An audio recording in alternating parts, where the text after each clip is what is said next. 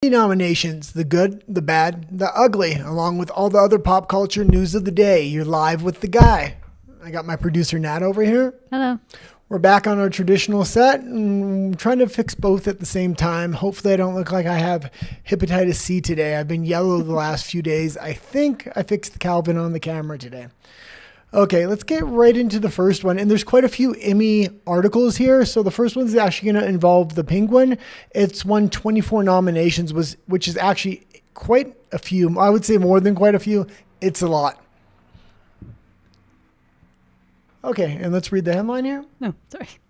The Penguin DC Studio series nears record Emmy noms for comic book show with 24. Okay, and let's go in this. And let's remember this was with Colin Farrell, and he did a fairly good job on this. I haven't watched the whole thing. I've watched clips here and there. It does look really good. It has had good reviews. It should be the revitalization of his career. He was supposed to play another character in a Marvel movie, a soldier. I forgot the article we did on it. Was it Sergeant something? Anyway, maybe good that he's not doing that movie, because if he does want to revitalize his career off of the back of this, another comic book movie may not be the best idea. This is a series, but let's go into it. Television Academy viewers didn't treat the Penguin like some waddling baboonish cartoon villain, rather as a high-end prestige series. The DC Studios HBO show swam toward 24 primetime Emmy nominations this morning, which is arguably the second best for a comic book series and the second best for a DC series after HBO's 2019 series Watchmen, which owned 26 Emmy noms and is still cited by the Guinness Book of World Records as the most successful comic book series in Emmy history with 11 wins. Yeah, so this is great, especially with comic book movies and comic book series equating to garbage lately. The fact that they were actually able to make something really good. I would look at HBO to hopefully make something else that's well thought out, well scripted, and maybe a little bit original. So they did have a little bit of advantage here because Penguin is from Batman, and after Christopher Nolan kind of turned that series dark away from this traditional kids cartoon kind of movie, I really like the direction it went. So Penguin went dark as well, and it worked very well. Let's read a tiny bit more, and then we'll go into the actual Emmy nominations. And Rafa says hello. So hello, Rafa. Oh, Thank good to you see you. being here. The Penguin's 24 noms also outpegged the 23 noms earned by Disney Plus Marvel Studios' WandaVision back in 2021. Not sure it deserved them Wait, all. go read that again? The Penguin's 24 nominations also outpegged the 23 nominations earned by Disney Plus Marvel Studios' WandaVision back in 2021. Well, WandaVision maybe didn't deserve that. WandaVision was... I mean, it was pretty good, but I don't know. It started out okay, but there was a lot of controversy surrounding that, and I'm not sure if it deserved that many Emmy nominations. They had a lot of criticism to that series in particularly, and the main actress that played it, people are really turned off by her and are kind of avoiding her movies from here on in, I think. Okay. Are they? Well, yeah, I think so. Elizabeth Olsen? Huh? Elizabeth Olsen? Yeah. Why? Well, her and the girl from the Marvels, there was some controversy around her. Let's keep going with this, though. Penguin's success this morning comes in the wake of the new DC Studios under Peter Safran and James Gunn launching their first big movie over the weekend, Gunn's Superman to $220 million plus worldwide. On the horizon for DC Studios, the second season of The Peacemaker, which is getting a blast off at San Diego Comic-Con this week. Okay, let's go into the actual Emmy nominations as well. I'm going to be very interested to see what Colin Farrell actually does next. I traditionally liked him as an actor. He's made some good choices, some bad choices. He had some strife in his personal life with substances and alcohol. That being said, if he can get his act together, I could definitely see a revitalizing of his career and The Penguin being the platform to do so. I hope he goes from this TV series to maybe an independent film that really hits the mark and then back into a high budget mainstream film.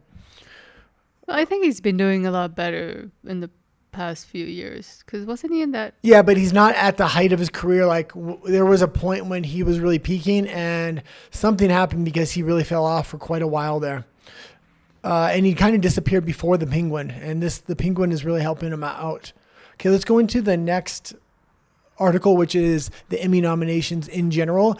And the article after this is actually the one that's kind of highlighting that maybe they're not nominating people that actually deserve Emmys. So okay, I'll say something after. Emmy nominations 2025, Severance leads all shows with 27 nods. The Penguin, The Studio, and White Lotus close behind. Okay, let's go into this a little bit. Emmy voters sure know how to take a bite out of the apple. As the Television Academy unveiled nominations for the 77th Emmy Awards on Tuesday, Apple Plus hits Severance and The Studio led the tallies for both drama and comedy series respectively. HBO Max, meanwhile, led the overall network tally at 142 thanks to shows including The Penguin, The Most in Limited Anthology, The White Lotus, The Last of Us, and Hacks. That's up from the outlet's previous best 140 in 2022. Okay, and out of those series, yeah, I know The Last of Us, I know The Penguin. Outside of that, like a lot of these series I'm not knowing, and I do pop culture on a daily basis. So maybe I've done one story on these things, but it hasn't really sat with me. Do you recognize a lot of the names of these series that they're actually nominating? Yes. Oh, you do? Yeah, Okay, they're pretty big. The next article we're going to go into, I actually know all those series, and not a single one of those were nominated.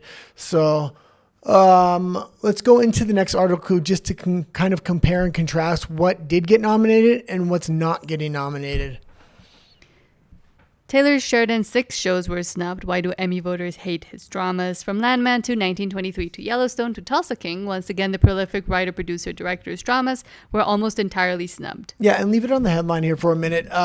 Taylor Sheridan is probably one of the best creators of television right now. I know almost all of his shows. Tulsa King is with Sylvester Stallone. It's getting an offshoot. It did so well. Yellowstone, we all know Yellowstone. If you don't, I highly recommend the series. That also got offshoots. Most of the series he makes were surprise hits that are getting their own offshoots because they're doing so well. I mean, as standalone series, they do well. I don't see them as IPs where they do necessarily need offshoots, but they've had so much success. They're trying to create IPs of these universes that really shouldn't be IP universes. But they are a fantastic series. I would have expected almost all these series to be nominated, yet they've been completely snubbed. This shows Hollywood does not want to nominate series that have traditional values and things like this. They don't want to put it front and center. But I mean, people are also angry that the Emmys snubbed Diego Luna, which I'm fine with, and Star Wars, which I'm also fine with. Well, Star Wars I can understand.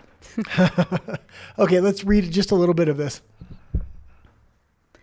It wasn't like nobody tried. Major name actors starring on the last 2 Taylor Sheridan shows recently made the rounds at For Your Consideration press events in the lead up to this year's Emmy nominations. Yet once again, when the nominations were read Tuesday morning, the prolific hitmakers' eligible dramas, all 6 of them, were shut out of the major categories. This includes the debut season of Landman, which Paramount Plus had high hopes might break Sheridan's Emmy curse. Landman was extremely good. It was with Billy Bob Thornton. Billy Bob Thornton. Fantastic series. That being said, I think they're loading some of these series like The Penguin, which was actually fairly well, but a lot of other series are getting loaded with nominations while some of these things are getting snubbed. Maybe they should show the love and spread the nominations around, especially when some of the series are this good. Okay, let's continue a little bit. Oh, on this one? Yeah, on the one that we're at. I thought this was the most important of the 3 articles. It shows Hollywood's resistance to kind of go into traditional values or traditional movie making. A few series picked up a nod or two for below-the-line departments. Tulsa King and Lioness received nominations for Best Stunts, and 1923 was nominated for Production Design and Costumes, while hit series Landman, Mayor of Kingstown, and final season of Yellowstone didn't receive anything at all.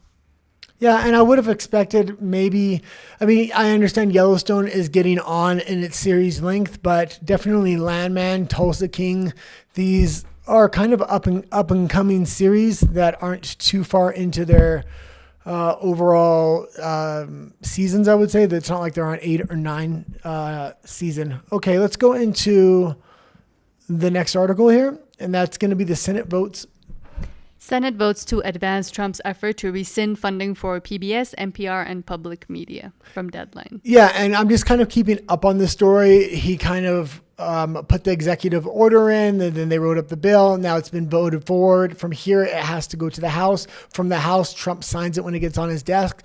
So the question is, will it pass the House? Most likely, yes, it will.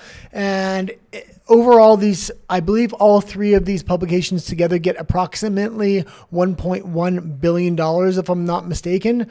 And that might sound like a lot, but in Canada, the CBC alone, that's the Canadian Broadcasting Company, which is a propaganda arm of the Canadian government, gets $1.4 billion annually. So the fact that they're only getting $1.1 billion just shows how much the Canadian government really does believe in their propaganda. Let's go a little bit into this article just to see if there's anything I missed. I kind of just read the headline on this because I'm pretty informed on the story already. Canadian Broadcasting Corporation. The Senate voted on Tuesday evening to advance a package that would roll back $1.1 billion in funding to PBS, NPR, and public media that had already been allocated over the next 2 years. Vice President J.D. Vance had to break a tie 51-50 to move the rescissions package to the floor through Republicans Lisa Murkowski, Arkansas, Susan Collins from Maine, I believe, and Mitch McConnell, Kentucky, joined with all Democrats and independents against it. A final vote is expected in the next couple of days. Okay, yeah, and this is going to be good to see. I really think USAID, the Department of Education, and the funding for these three media corporations are really the foundation of, I would say, progressive propaganda within the United States. They're slowly disassembling these three. If that happens, maybe we can get some fair and balanced reporting. We have stories coming up in a minute about other news organizations that aren't necessarily funded by the government, also potentially changing their ways. Okay, let's go into The Legend of Zelda. And we've talked about this before, but they're starting to do casting finally. And there was rumors they were going to possibly cast a trans actor, actress for the role. I don't believe they did that. As far as I know, this is actually a male and a female child. From Variety, Legend of Zelda live action movie casts Bo Bragason and Benjamin Evan Ainsworth as Zelda and Link. Okay, and as far as I couldn't get too much on these actors because they're young and I didn't have time to really look into their history, except for the girl. The girl was in a lot of public broadcasting on, I believe, the BBC, and she did a lot of girl on girl things. And for a young kid to do that, I don't know. I haven't looked too far into it. I just seen other people talking about her career in the past, and for a young actress to be doing a lot of LGBTQ type stuff, I don't know. I will look more into it, and if I'm wrong about this, I'll definitely let you know on the night show tonight. But overall, I'm glad they didn't necessarily cast a trans actor or actress. That would have caused a lot of controversy and really hindered this movie even before it got off the ground. At least it has a chance at this point. This could be a very big property. There was some controversy on who was going to get the rights to this. Multiple studios wanted this, and so they kind of co-contracted this movie, and they weren't sure who was going to get it. But now that they're doing the casting, it looks like it may be pretty good. We'll continue to follow this story because I think this has the potential to be a big movie. Video game IPs are doing very well, especially Nintendo IPs. Okay, let's read a little bit about it though. Nintendo and Sony's live-action Legend of Zelda movie has unveiled its Zelda and Link. In a social media post on Wednesday, Nintendo's Shigeru Miyamoto revealed that Bo Bragason will be playing Zelda with Benjamin Evan Ainsworth as Link alongside what seems to be first look photos of the actors in costume. I am pleased to announce that for the live-action film of Legend of Zelda, Zelda will be played by Bo Bragason San and Link by Benjamin Evan Ainsworth San, reads the post on Nintendo's official account. I'm very much looking forward to seeing both of them on the big screen.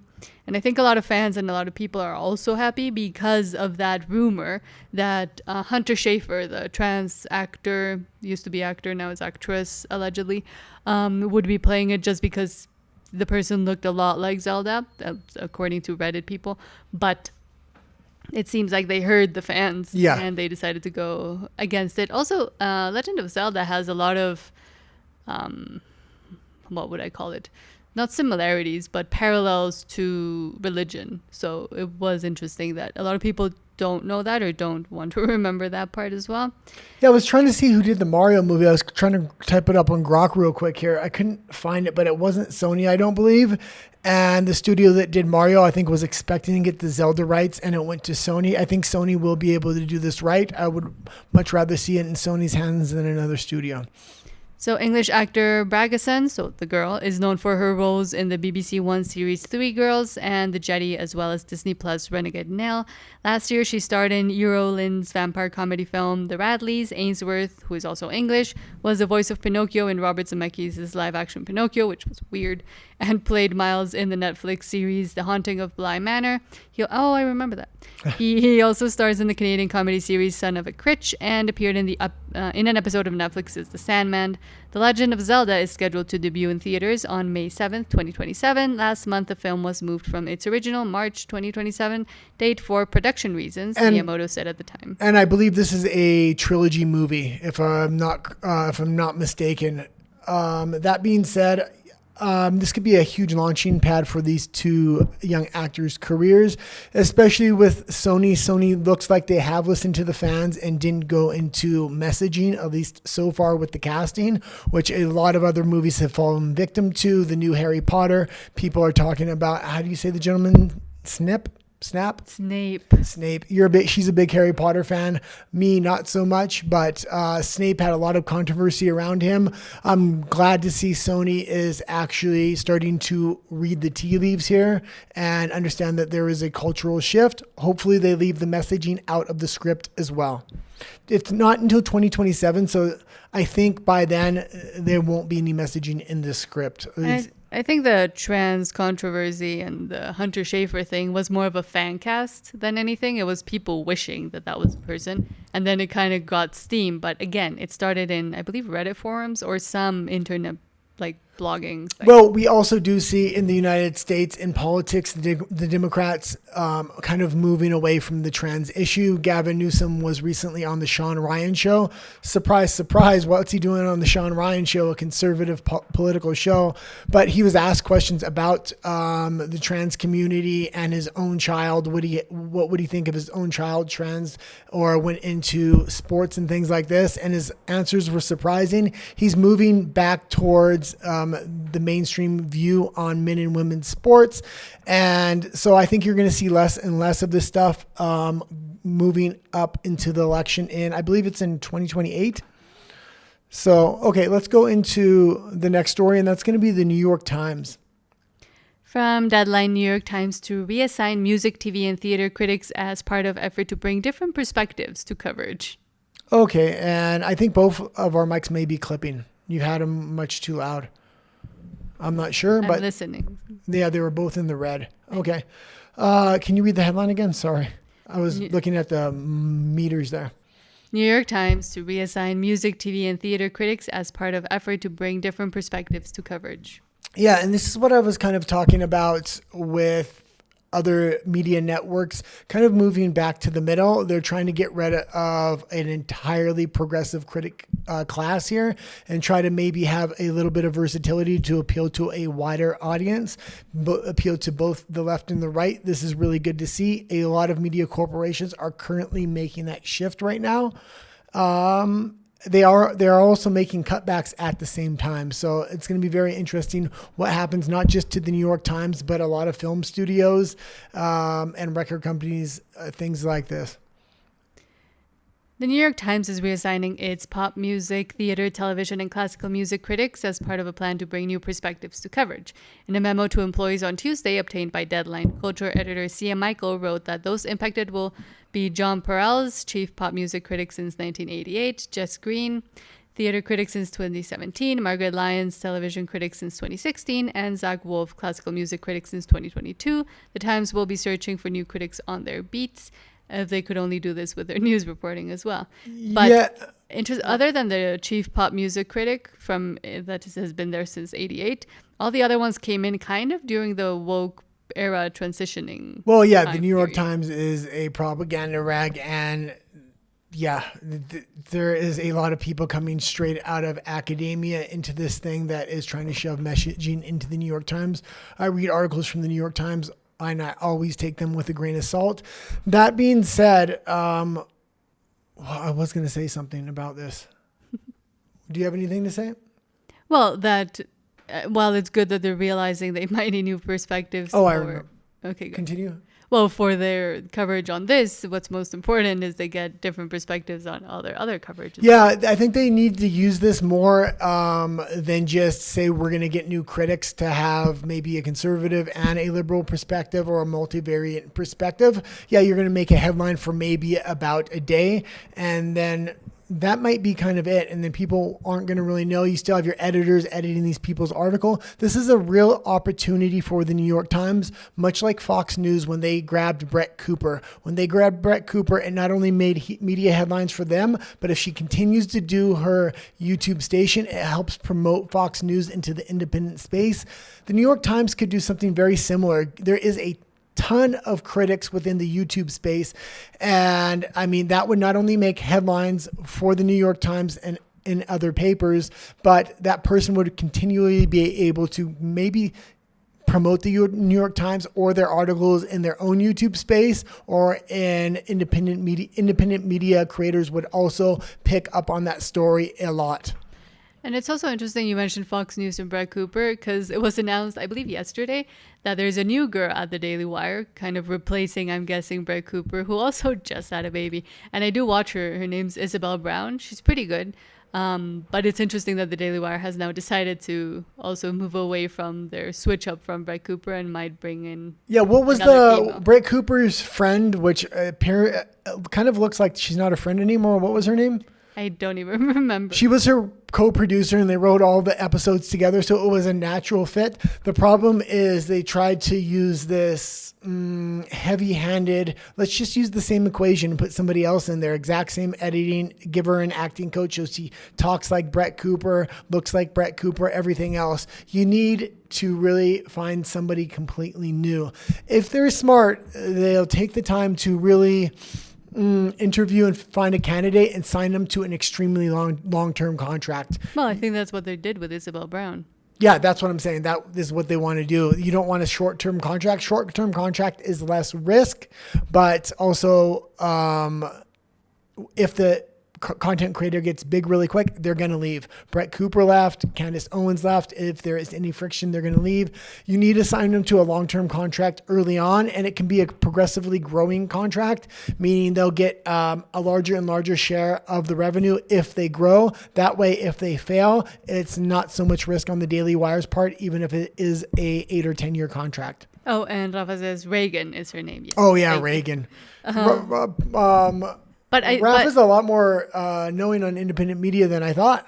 Because yesterday he was mentioning somebody that I had never heard of as well that worked with Lauren Southern. Yeah. And then we started looking into her last night after the episode. Yeah. And there's more to say on Lauren Southern, but we'll say it on the night show, the Politics Night show. No, I'm going to mention it now, actually. But Isabel, what I was going to say, I just wanted to kind of hype up Isabel Brown because she is a very feminine female perspective. And I'm wary of the Daily Wire with how they've treated their best, not just their female, but their best creators, in my opinion. With Candace, with Brett, they kind of dropped the ball. So hopefully they do better by Isabel Brown and they don't put her into the show that Reagan was trying to cover for Brett, because that would be just trying to do the same equation they did initially. And yeah, they're starting to get a reputation of being a shill conservative network, which is a dangerous area. A lot of the people that have different views that they really disagree with the Daily Wire on, the Daily Wire is letting them go. This has primarily been their female creators, like a Candace Owens, like a Brett Cooper. These are some of their biggest superstars. And when they are going off on their own, they are not only striking it big, mainstream media is swooping them up. Brett Cooper was a big loss to the Daily Wire. I would say Candace Owens is too. I absolutely love Candace Owens, but I can see there was just too much friction there. But they made the same mistake with Brett Cooper, and there was not as much friction there. A matter of fact, Brett Cooper was just having a baby. So if they could have signed her to a contract that was fair and reasonable and actually paid her out well, I'm sure she would have stayed. This is part of the reason why I think people like Matt Walsh, Michael Knowles do continuously stay with the Daily Wire. It gives them consistency because they have large families and things like this. I haven't seen this new content creator you're talking about, so I'll take a look. I followed her for years. So I'll take a look at her today. She's great, and all her branding is great as well. And it seems like they're translating her branding from her own YouTube and her own space into the Daily Wire as well, which I think is great because I do love her branding. And we will talk about Andrew Tate tonight, but I'm going to mention the big point that's going to come up on tonight's political podcast, and that is Tommy Robinson came out, and Tommy Robinson said he was there at the hotel and the adjoining room, meaning the room next door, when this whole incident happened. Andrew Tate and Lauren Southern came out of the room in the morning at the same time he did. They were kissing. Lauren Southern got in the car with Tommy Robinson to go back to the airport, I believe it was, and her and Andrew Tate were texting nonstop on the drive to the airport and when she got off the plane. So that being said, take a look at Tommy Robinson's X account. He recently addressed the accusations, and it's really looking like Lauren Southern's trying to sell a book here, and somebody may have their hooks into her, and that's a shame. This may be the reason why she also retired at one point, because she was emerging as one of the big figures in the alternative space because her ability to research was unparalleled at that point. And if you don't know who that is, Lauren Southern was an investigative reporter from Canada. She was initially kind of brought up by Rebel News, the independent news media source, and now she kind of left this space a few years ago and has been embroiled in controversy ever since, basically. But now she's coming out with a memoir or an autobiography where she's making accusations, at least the chapters that have been revealed up to now, against Andrew Tate. And as we know, Andrew Tate has been able to bat away basically any accusation that comes his way. I don't like him, you do. But I do think and you're going to see accusations shouldn't be just made. And you're going to see this all over social media today. This is going to be the big story, I think, with Andrew Tate. He naturally gets clicks when they talk about him. So that being said, we are going to have probably a major update on tonight's episode. This story came out right before we went on the air yesterday, so we gathered the facts as quick as we could, talked about it. I'm giving the update now, and we'll go more in depth tonight. That being said, if they falsely accused Andrew Tate so many times now, the evidence has come out on the last accuser in Romania that she had gotten paid by NGOs. Andrew Tate actually had the paperwork, released it, and all these accusations and accusers are falling apart and looking like they're contrived. Lauren Southern seems like another one, especially with Tommy Robinson's testimony coming in here, that if Andrew Tate ever does do something, it becomes the boy that cried wolf at this time, but in reverse, meaning so many people have accused Andrew Tate and he's managed to get the evidence to repel all the accusations. Nobody's going to believe an accuser at this point. And I'll read Rafa's last comment first and then the one we hadn't read after. So Rafa says, Nat, don't forget Lauren Southern is now a he, which is true. She actually, to prove a point with Rebel News, changed her pronouns in Canada a long time ago to a he, and she even kind of dressed up as a man. So that makes Andrew Tate gay, I guess. And Rafa says, have you seen that new Netflix movie, K-pop Demon Hunters? My wife and other critics say it's good. No.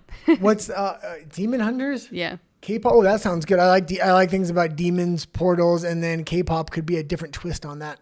But I haven't even heard about it, so okay. No, I'll watch it. And Fletcher Williams says hello. Well, sent a bunch of emojis, but I'm taking that as a hello. So hello. And Rafa also says, P.S. Don't forget to like, subscribe, and read my second comment. Thank you. Yes, we always forget to say that as well. But moving on. Okay, yeah, let's go in. We have two more stories here, and then I'm going to talk about a little bit of continuity in production. Let's go into the Donald Trump.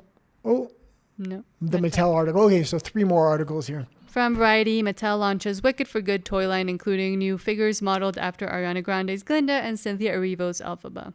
Okay, so I don't really think the toys look too much like them. They're a little bit too fat, and then maybe they need to use a little less plastic. And oh God, what's her name? Ariana Grande princess here. She kind of looks not a princess. It kind of looks cross-eyed to me, doesn't it? Kind the doll here, not Ariana Grande. Maybe something looks strange about the eyes. Maybe. Anyway, let's read. But she's not a princess. She's a witch. Okay, let's read a little bit about it. Mattel is leaning all the way into Oz this summer. Time to the lead up of Wicked Part 2, the second installment of Universal's hotly anticipated two-part film. The toy giant is expanding its Wicked for Good toy line with a fresh wave of dolls and playsets inspired by the characters, costumes, and settings of the upcoming sequel, including new figures modeled after Ariana Grande's Glinda and Cynthia Erivo's Elphaba. The new drop, launching July 16 at major retailers and Mattel Shop, features both deluxe fashion dolls and collectible small dolls that allow fans to reimagine key scenes from the musical saga. Well, I'm assuming if the toys are coming out, I know we did a story on this, but I can't remember the exact dates. When's the next iteration of this movie coming out, part 2? December, I believe. Of this year. I don't think that's enough time. Like, you're constantly saying these Marvel... Well, but the thing is, it's not a remake and it's not part 2. It's just they cut up the story into 2. Okay. So maybe you want it a little bit less? Yeah. Because they filmed it at the same time. Yeah, it would make sense that the toys are coming out. I have noticed in Mexico City, there is a huge push in the toy market, stuffed animal market. There's way more stores selling memorabilia here than in the United States or in Canada. And a lot of the Jurassic Park merchandise, as well as the Superman merchandise, hasn't been moving. It's going to be interesting to see if this stuff actually moves. This was a very popular movie when the first edition came out.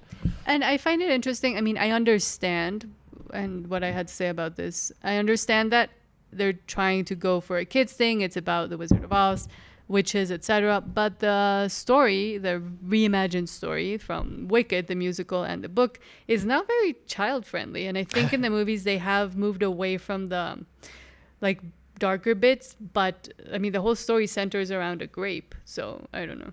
Okay, well, I don't know if it's super appropriate for children, the story itself, but and I'm sure they're going to try to sell merch. I'm sure we're going to do videos when part 2 comes out because the first editions that we did fairly well. Yes. Okay, let's go into Donald Trump here a little bit. From Deadline, Trump's DOJ again seeks to remove 3 board members from Corporation for Public Broadcasting. Okay, and this is the second or third time they've attempted to do this. There's been different things that went wrong in the first 2 times they attempted this. That being said, we did do the article earlier, and the government has a lot more say on who's on the board and how these companies work because they fund it to the tune of $1.1 billion, or that's what they're defunding it now. So they do have some say. It's not a private corporation. It's not like Trump's trying to come in there on a private corporation. He's saying this is a public funded corporation and they're using a lot of propaganda and messaging in this stuff. We want to defund them. And if you want to be refunded, I'm guessing they want to change board members. If they change the board members, they may get some of that funding back, I would guess. Let's read a little bit about it and then go into the NVIDIA story. Sorry, I was drinking water. The Justice Department has embarked on a new effort to remove 3 board members, including Sony's Tom Rothman, from the Corporation for Public Broadcasting.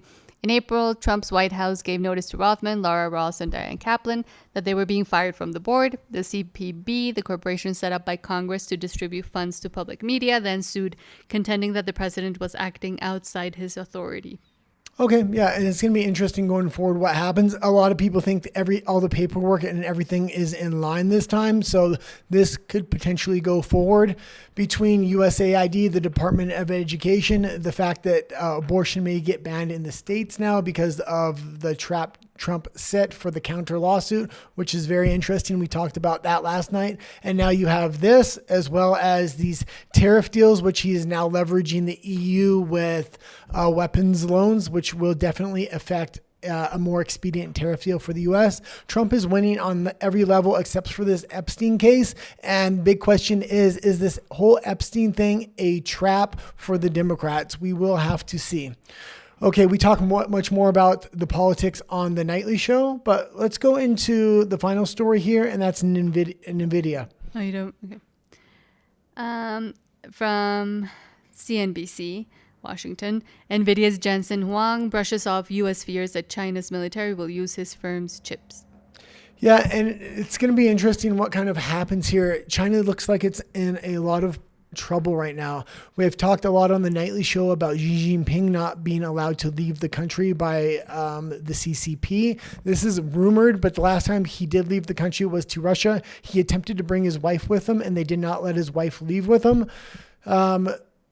supposedly they're trying to manage and escape. We don't know. This is kind of rumored, but also today the economy in China, again with the bond market is looking really flimsy in China, and a lot of people are hedging against the Chinese companies right now because they believe a economic collapse in China is imminent. So it's going to be interesting. It's really hard to get purely concrete news coming out of China. So a lot of what does come out of China is rumor and speculation until the actual action happens. I'm definitely keeping an eye on if Xi Jinping does or is allowed to leave the country.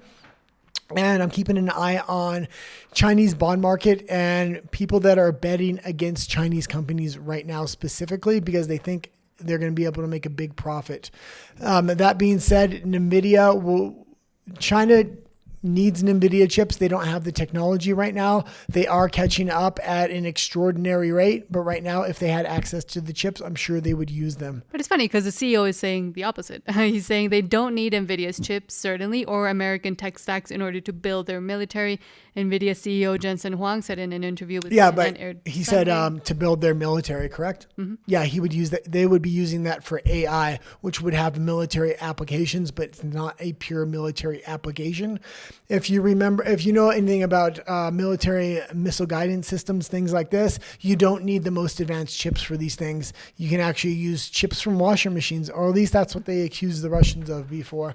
It seems like I'm getting a little bit too political, so we'll end this story here. Oh, you know. Okay. If you are interested in more politics, we do have a nightly show. I try to keep this morning show more about pop culture and less about politics. I thought we would talk a little bit about production now that we're... Huh? We have a comment from Rafa. I'll just read that one before you start. From Rafa, I wish my wife trusted me as much as Guy trusts Trump's plan. Just kidding.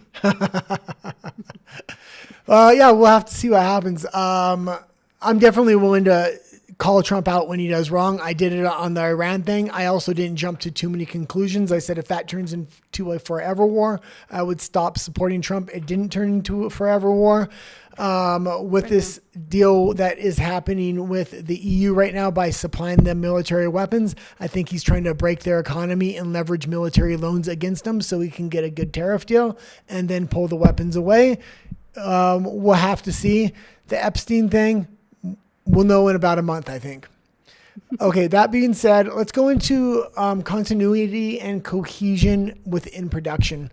I'm talking about this today because I kind of set this up with my own production here. If you see, I'm kind of looking at the camera, and when I look over here, my iPad is here. So it looks like I'm looking at my iPad, so it doesn't look odd to the audience. If I was to look over here and start to talk, it wouldn't have continuity and cohesion. So the fact that there is an iPad on the desk, even if there wasn't anything on the screen, I do have notes on the screen, but I also have a TV right behind the iPad. So I can see what's on camera. I can also monitor a bunch of other things as well as the articles a little bit bigger. I have basic notes on my iPad here, and I have the full article, which Natalia reads, on the TV behind it. I need to put both things behind. If I had the TV off camera over here, it would look very weird. And that's kind of what I had before. What do I mean by that? If we switch to the article camera here, right now it looks like I'm looking at the article. This article is actually on the TV and it's projected to the audience so they can see it. But my camera was originally, if you watch my past episodes, I was looking over here and the article was over here. So it looked very strange and it was off-putting. And I did start to notice that. So I flipped my camera image so it would appear that I'm at least looking at the article. So there would be some continuity for the audience. I do something very similar when I set up the other set, which I'm still kind of working on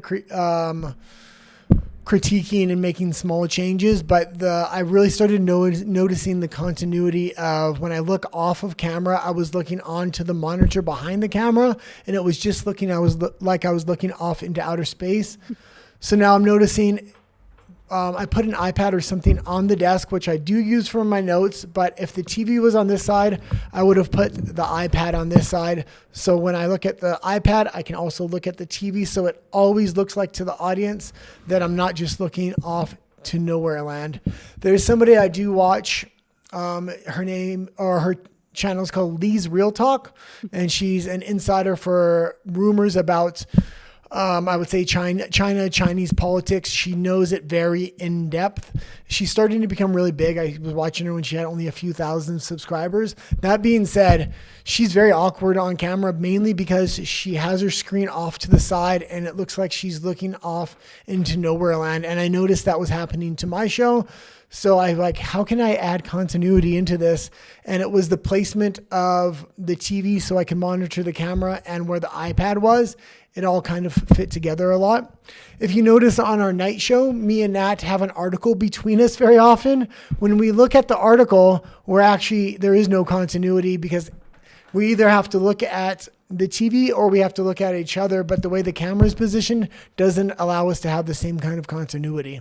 So we have to figure out, and you've also talked about lighting continuity. So whenever you have, like, if you have a light shining on you and having like I don't know how to say it. My brain's not working. But like when a light is shining on you, you want something on the set as well that is showing a light, even though that light might not be doing much. Yeah, so on this one, I actually have the continuity reversed on the lighting, but it just works better for the overall setup. Particularly, this is the practical light on this set. I would actually want it somewhere on this side. It just doesn't work properly because it would put shadowing on my face because the lamp's a little bit too tall.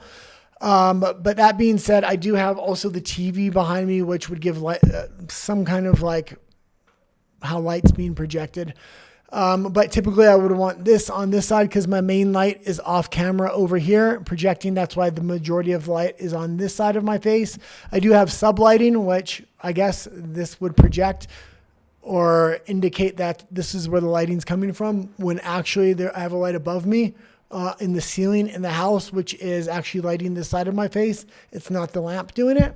So yeah, continuity in lighting, but especially continuity in lighting is important, but you can get away with it a little bit like I have with on this particular set. But continuity on trying to read notes and stuff really makes things look odd. And I was noticing on all of my sets, things were looking odd because I was always looking off camera and there was no continuity. We do have a small teleprompter. I'm not good at reading off a teleprompter, reading off notes from the teleprompter. If I do, sometimes I will try to use it, but for one episode, I did use the teleprompter the whole time with in-depth notes. The problem with that is I kind of look like this the whole time and I look like a deer in the headlights. So when I watched the episode back, I was like, this doesn't look properly. How am I going to fix this? So the solution I came to is the TV has to be on the same side the iPad's on. So when I look at the iPad or I look at the TV, it looks like I'm looking at the iPad. I don't look like a deer in the headlights. When I do glance down, if I want to read my notes, I can then glance back up, talk to the audience. Everything kind of makes sense.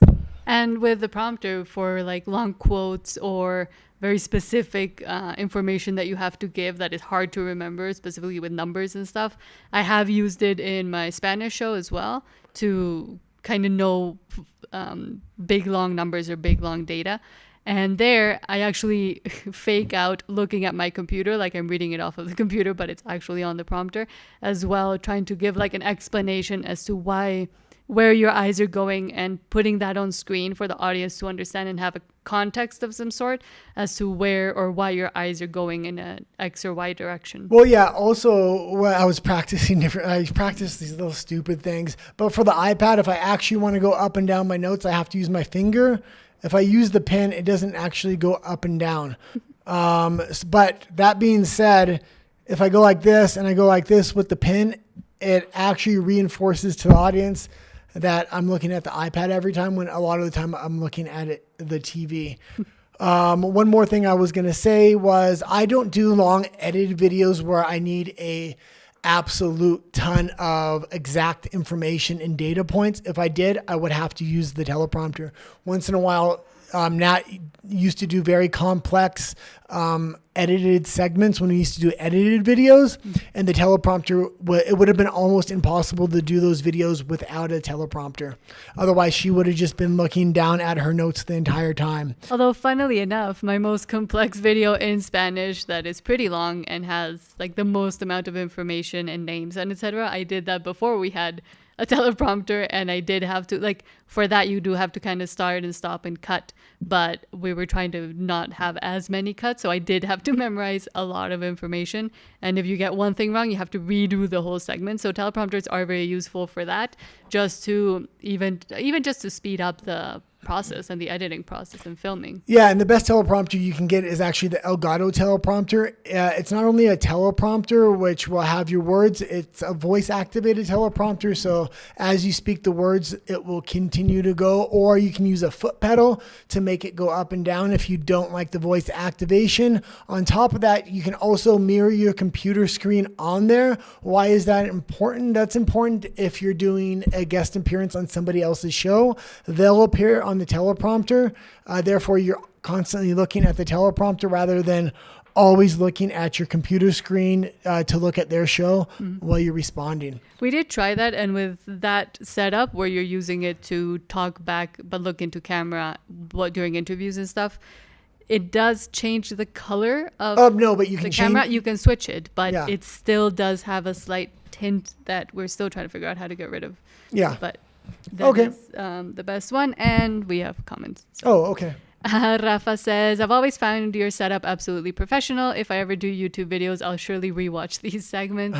And thank you so much. That is all Guy. Guy does all the production. Yeah, and if stuff. you, especially to Rafa or anybody else that is thinking about doing a small podcast, if you ever have any questions, we have everything from extremely expensive equipment to mid-grade equipment, and now I'm making a third set. And I know how to buy extremely cheap equipment, and yeah, so now I would actually advise a lot of the cheaper equipment that can do the exact same job.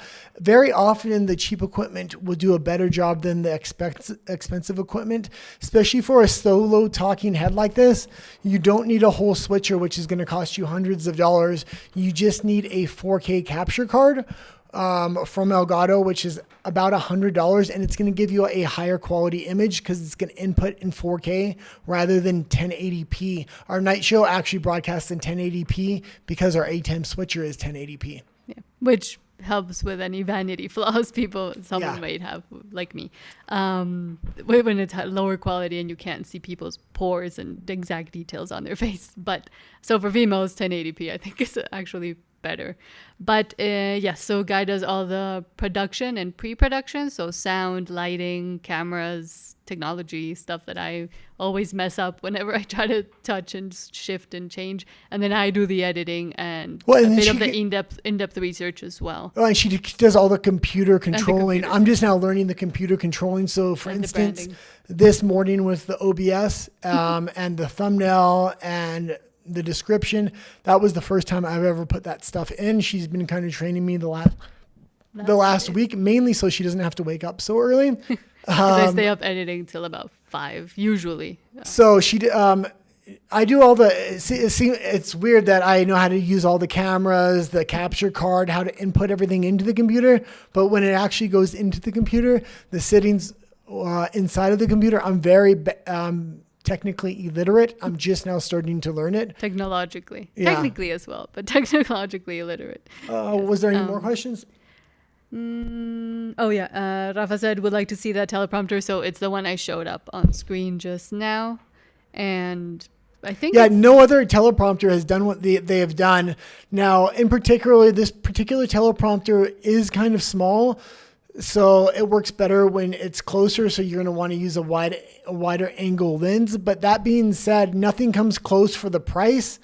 It's cheaper than most other teleprompters, and just the features on this thing is unlimited. Before this product came out, teleprompters were like in the dark ages, and they've always used the same thing. This was the first time that there was a huge technological advance in teleprompters for the consumer market.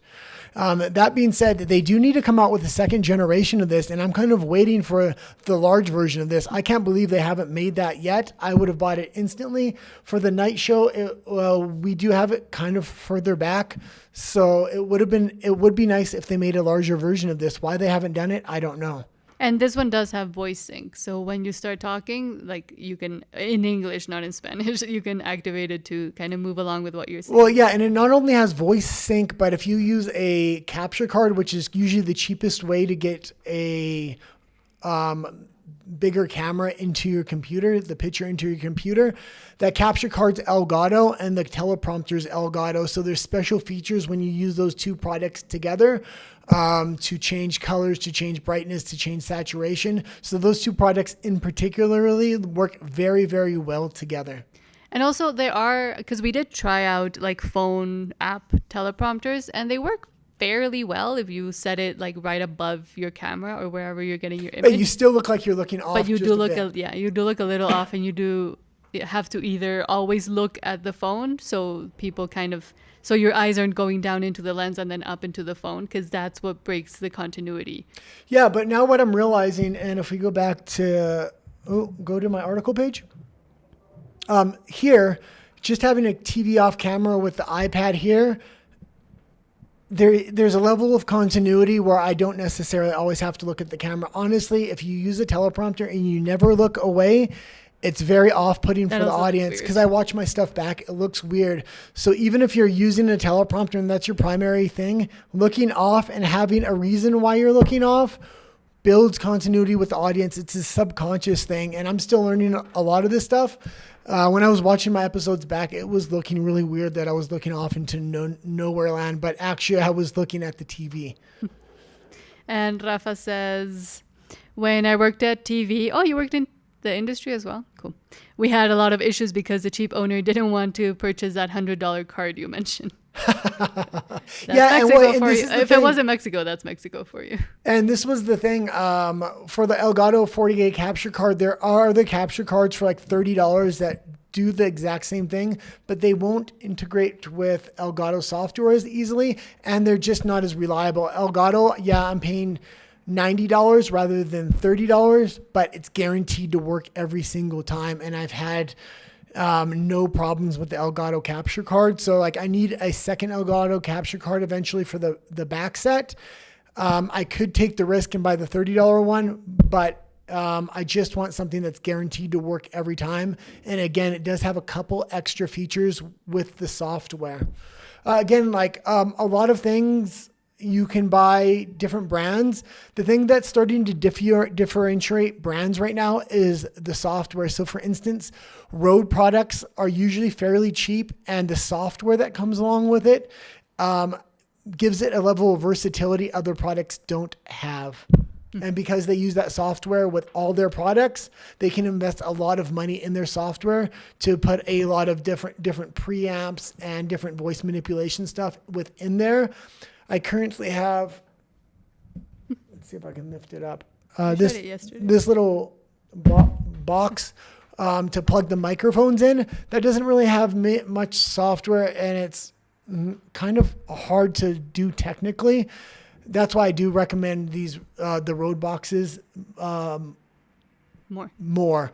That being said, very often these Zoom boxes are very cheap, especially the one I'm trying to get for the back bedroom. I think it's $150, and that's really the cheapest way you're going to get XLR mics into your computer, plus have a backup recording because you can press record. I was looking at some other boxes that don't have the ability to have a backup recorder, and they're $150. They're the exact same price, but at least you have the ability to have a backup recording, and it's highly transportable because it's extremely tiny. What are those boxes for? These boxes? Mm-hmm. They allow you to do a lot of different manipulations, preamps, post amps. They allow XLR mics to go into the computer. So basically, I plug the microphones into that box. I can make adjustments, so I can take background noise, stuff like that out, and then it's going to input it into my computer. The main reason I use one is to input these microphones into my computer, but it has a lot of other things you can do as well.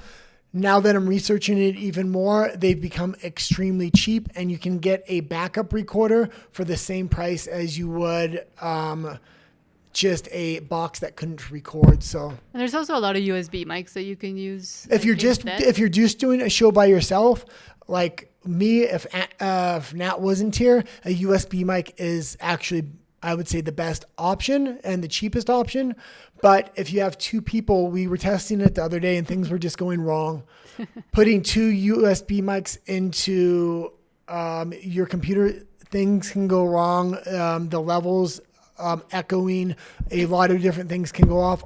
Also, something I was watching the other day with an Elgato capture card.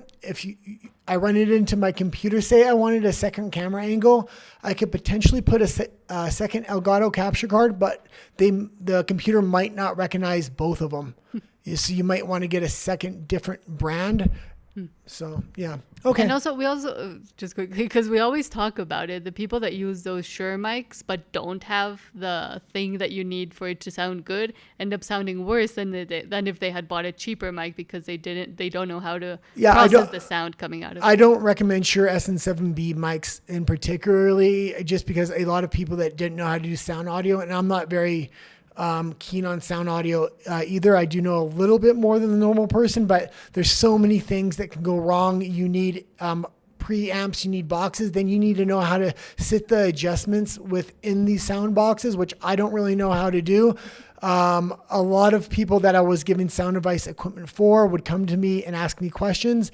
And then I would ask them what mic they're using, and it was always the Shure SM7B. And it was because they weren't either running enough power into it, or they weren't manipulating the sound with an in-between box before it went into the computer. Because that one's a professional mic that can also be used for like singing and. Yeah, but you need somebody that really knows how to manipulate sound when you're using the Shure SM7B. So if you're a sound professional, okay, Shure SM7B. But if you're just trying to make a YouTube station and you don't know much about mics, I always recommend Rode. They're kind of plug and play.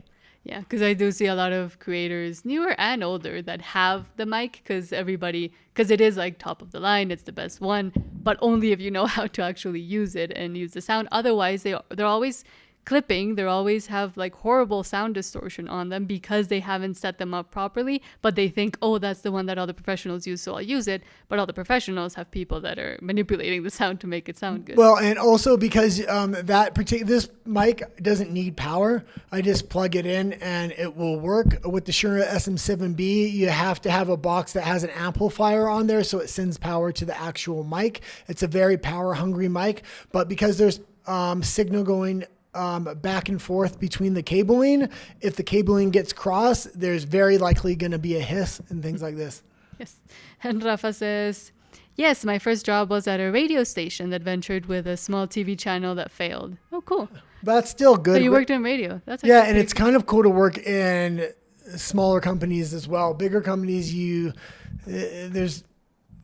don't get to do as much. When it's a small company and they're undermanned, they give you jobs that you shouldn't be normally doing. That's what I found anyway, which is kind of fun, even if you don't know what you're doing and you get it wrong. But small companies also fail. Yeah, they fail. But you learn a lot more with a small company. Yeah, that's true. And you get to actually see how to solve problems and you get to see how they fail. So if you ever do it, maybe you won't make the same mistakes. If you do fail, maybe you fail in a different way.